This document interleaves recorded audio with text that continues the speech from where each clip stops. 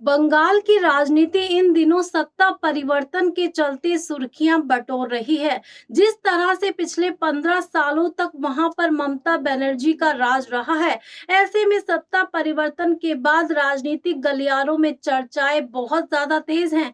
यहां पर टीएमसी सांसद सयानी घोष को लेकर सोशल मीडिया पर बहुत ज्यादा बातें वायरल होती हुई नजर आ रही हैं। सयानी घोष जो अपने अलग-अलग बयानों की वजह से सुर्खियों में रहती हैं। यहाँ पर संसद की अगर बात की जाए तो चुटकुले अंदाज से वो अपना बयान देती हैं और हर बात उनकी एक मुद्दा बन जाती है। अब सयानी घोष ने जिस तरह से काबा कलमा पढ़ने के बाद हनुमान चालीसा का पाठ किया, तो पहले तो उनकी लोगों ने तारीफ की। उन्होंने सबने कहा कि ये तो धर्मनिरपेक्षता के रास्ते पर चल रही हैं। लेकिन जब बंगाल की राजनीति में परिवर्तन आया, यहाँ पर भाजपा की सरकार बंगाल में बनने जा रही है, तो उसके बाद ही सोशल मीडिया पर जो बयान आ रहे थे सयानी घोष के पक्ष में, वही बयान अब जो है उनके विपक्ष में होते हुए नजर आ रही हैं। दरअसल सयानी घोष अब सोशल मीडिया पर जमकर ट्रोल हो रही हैं। अब जिस तरह से काबा कलमा पढ़ा उन्होंने एक मंच पर और उसके बाद ही हनुमान चालीसा का पाठ किया, तो ऐसे में अब लोग कह रहे हैं, सोशल मीडिया पर कई यूजर्स कह रहे हैं कि सयानी घोष को ये डर हो गया कि अब हनुमान चालीसा का पाठ कर दो क्योंकि योगी जी की एंट्री हो गई है। तो बंगाल की राजनीति में परिवर्तन बहुत बड़ा आया है, लेकिन सयानी घोष जिस तरह से एक बहुत बड़ा चेहरा है टीएमसी की वो सांसद हैं और अपने आक्रामक बयानों की वजह से हमेशा सुर्खियां बटोरती रहती है, लेकिन अब वही उनके बयान जो है उनके खिलाफ हो गए हैं। कई लोगों ने ये भी कहा कि इनको डर सता रहा था योगी जी का, इसीलिए इन्होंने हनुमान चालीसा का पाठ किया।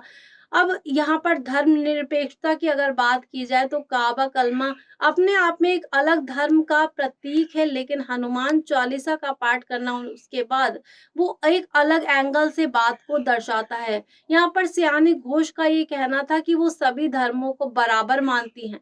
बराबर ज़रूर मानती हैं, लेकिन लोग उनकी बातों को अब तोड़-मरोड़ के सोशल मीडिया पर पेश कर रहे हैं। अब भाजपा जिस तरह से बंगाल में चुनाव जीती है, भाजपा की प्रचंड जीत हुई है, इसके बाद ममता बनर्जी की टीएमसी सत्ता से बाहर आ गई है। लेकिन सयानी घोष जो है अपनी सोशल मीडिया पर जो अपनी उनका जो फैन फॉलोइंग है, वो बहुत ज़्यादा बढ़ती हुई नज़र आ रही है। विपक्षी दल है उनके खिलाफ ज़रूर है, सोशल मीडिया पर वो ट्रोल ज़रूर हो रही है, लेकिन एक विपक्षी नेता के तौर पर बहुत ज़्यादा आक्रामक जो है बनती हुई नज़र आई हैं सयानी घोष। अब सयानी घोष के बारे में ये कहा जा रहा है कि धर्मनिरपेक्षता का पाठ ज़रूर पढ़ाती है, लेकिन लोगों के लिए काम नहीं करती हैं वो, सिर्फ़ वो बातें करती है। ऐसे में भाजपा की बंगाल में जीत के बाद अलग-अलग लोगों की विचारधाराएँ सामने आती हुई नज़र आ रही हैं।